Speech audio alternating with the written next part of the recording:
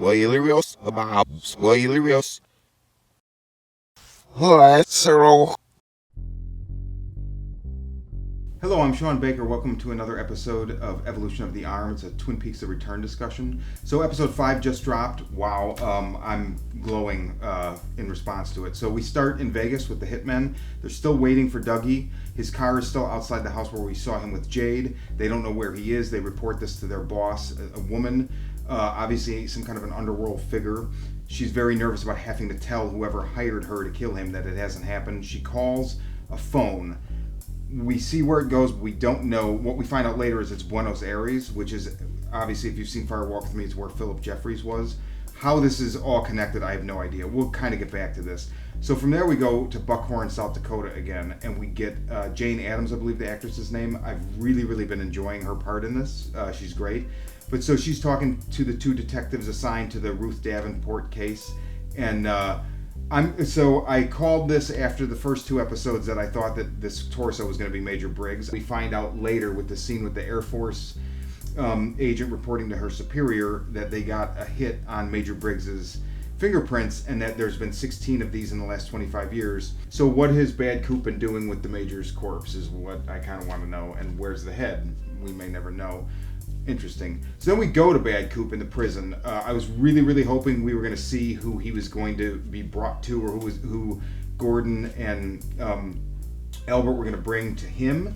Somebody in the comments suggested it was going to be Diane, which I think is spot on. And then somebody else, I'm sorry, I don't remember your guys' YouTube handles, suggested that Laura Dern was going to play Diane. I hope it's so. It frustrated me a little bit. We didn't get to see it this episode, but I'm fine with it. You know, we're just delaying the pleasure of the revelation. So, but in this scene, we get Cooper staring at a mirror. He gets a flashback to him as a doppelganger in the Black Lodge with Bob. This is obviously from the 2nd season finale.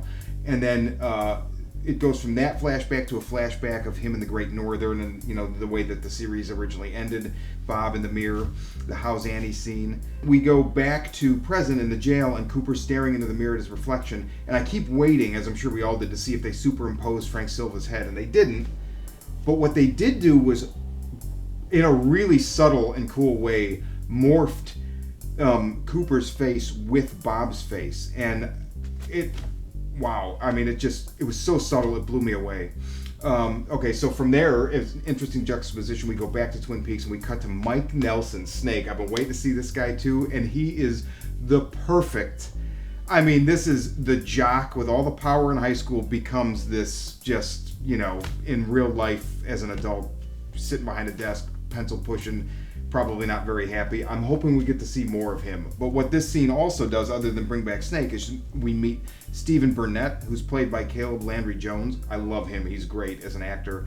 And we introduce this character that is then Becky's boyfriend, which is Shelley's daughter. Now, this has all kinds of greatness to it.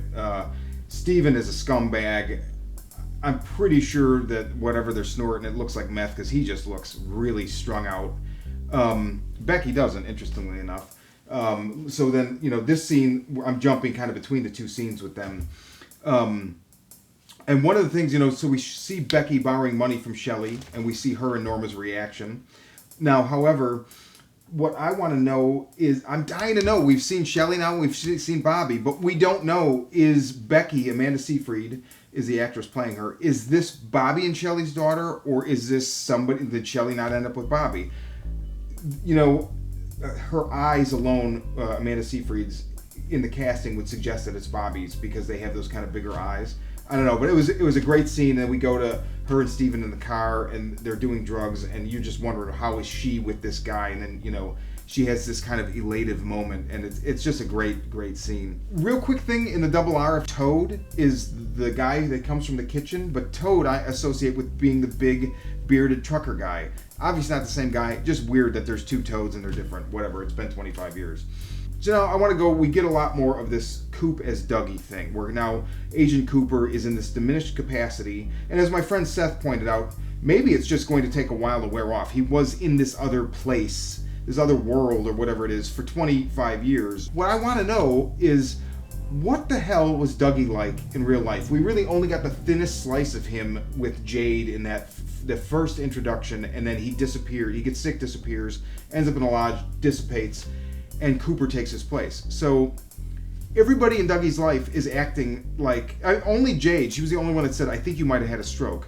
Nobody else seems to think that it's weird that Dougie is acting in this very diminished capacity. We go back to Cooper's Dougie, and we get this whole scene where he sees this green flash of light during the morning meeting at his company on his coworker Tony's face, and he knows that he's lying. It's obviously very similar to the way there was some visual indication in the casinos of which slot was going to pay off. So does all this have something to do with the fact that, when we're dealing with electricity, or like, does Cooper have some kind of a power? Feels like a wrong word to use in a David Lynch production, but he's got some kind of manipulation ability for reality, and I'm dying to know what it is, as I'm sure everybody is. If you have theories, put it in the comments, please. You guys are killing the comments. I love it. Go back to the Rancho Rosa subdivision. We get the whole car bomb thing going off with the car thieves and the little kid that has the junkie mom. So I want to go back. I mentioned in the last one the junkie mom saying 119, 119, what does it mean? Well, my girlfriend Kirsten pointed out, and I thought this was absolutely brilliant and so obvious in a way, 119 is 911 backwards. So it's almost like the junkie mom was doing some kind of a lodge speak, but in the real world. I want to know what Agent Preston's doing with the fingerprints, but we won't even touch it right now because there's no way to know. We go back to Cooper in prison. He gets the phone call from the warden. And so there's this whole thing, and they're watching him make the phone call, and we're trying to record it to know who he calls. He knows they're watching. There's a scene that reminds me a lot of the scene in Fire Walk With Me where Cooper's looking at the security camera and sees the other Cooper looking into the security camera. Similar angle with Bad Coop looking up at the cameras, observing him, knowing that they're observing him. He says, I'm not going to call Mr. Strawberry. I don't think he can take calls. Obviously, I'm paraphrasing. The warden reacts like this to it. He's worried. Who's Mr. Strawberry? If you have any theories, please let me know. But so then we have this whole thing where he dials all these digits, and the prison's entire electrical system just goes nuts. The monitors that the warden and his tech guys are watching Cooper on, and you can see there's subsequent passageways in the prison.